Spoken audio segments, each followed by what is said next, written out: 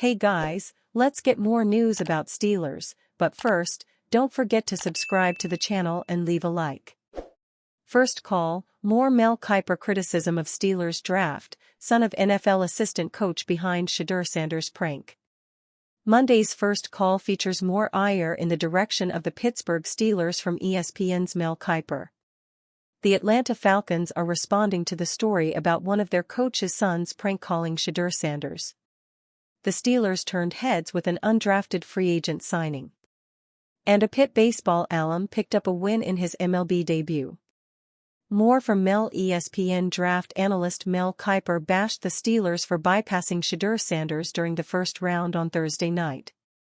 Then, in his Sunday evaluations of how each team operated in the annual selection process, he only gave the Steelers a B-, largely based on how they approached the QB position.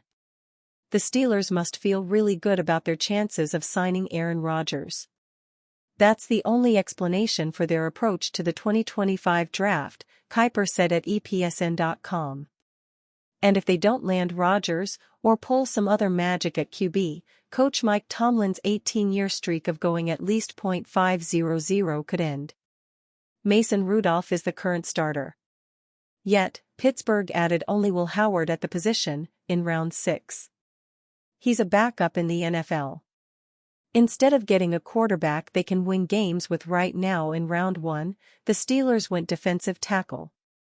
Aside from QB, though, Kiper seemed to like who the Steelers picked. Don't get me wrong, Derek Harmon is perfect for this defense. His 34 pressures when lined up as an interior lineman led the FBS. He combines power and quickness to create chaos, Kiper added. Elsewhere, Caleb Johnson will pair nicely with Jaylen Warren and Kenneth Gainwell at running back. The Steelers averaged 4.1 yards per carry, tied for 20th. Edge rusher Jack Sawyer and defensive tackle Yahya Black provide some more youth to the defensive line, and at good value. Sawyer ranked 90th for me but went 123rd. Black ranked 66th but wasn't drafted until 164th overall.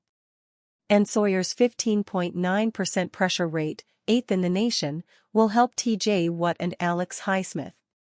That said, Kiper didn't like that the Steelers made the efforts that they did to get DK Metcalf and still haven't found a true starting QB aside from Rudolph.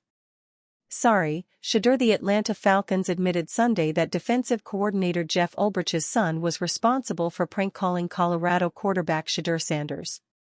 The Falcons released a statement saying 21-year-old Jax Ulbrich got the draft contact phone number for Sanders off an open iPad while visiting his parents' home and wrote the number down to later conduct a prank call. Video of the call to Sanders made it on social media. Jax Ulbrich issued his own apology as well. It didn't really have an impact on me because it was just like, okay. I don't feed into negativity or I don't feed into that stuff, Sanders said Saturday in the wake of the prank. Of course, I feel like it was a childish act, but everybody does childish things here and there. Sanders was eventually drafted by Cleveland in the 5th round. Penn State tight end Tyler Warren and Syracuse QB Kyle McCord got pranked as well according to ESPN.com, apparently by other people. The Steelers seem to have a particular interest in one of their undrafted free agents, former South Alabama tight end DJ Thomas Jones. According to the NFL Network's Tom Pelissero, he's getting a deal that includes a $30,000 signing bonus, the largest the club has given to a non-QB undrafted free agent. Thomas Jones began his NCAA career at Ole Miss before transferring to South Alabama in 2022.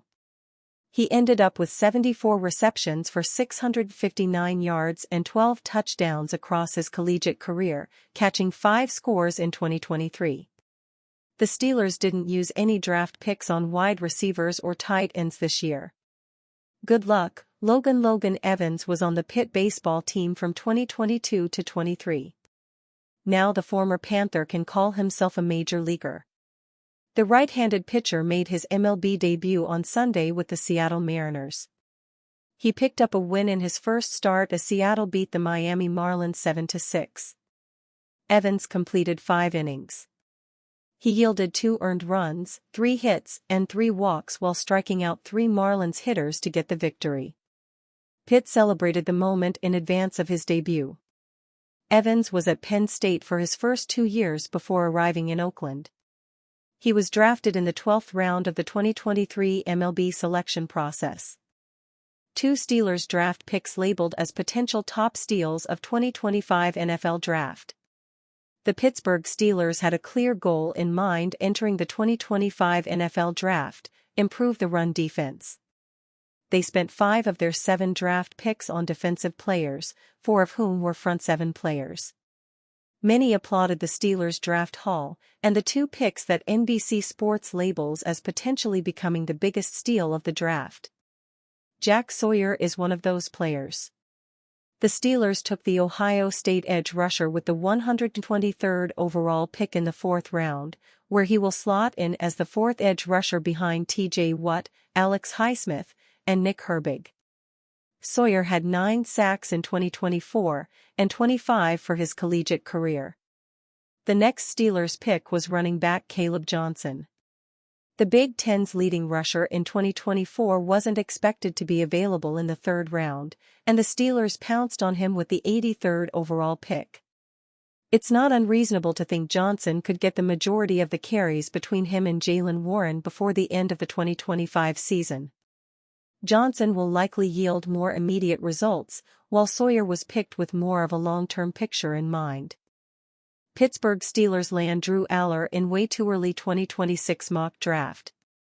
In Pro Football Focus early 2026 NFL mock draft, the Pittsburgh Steelers take Penn State quarterback Drew Allar.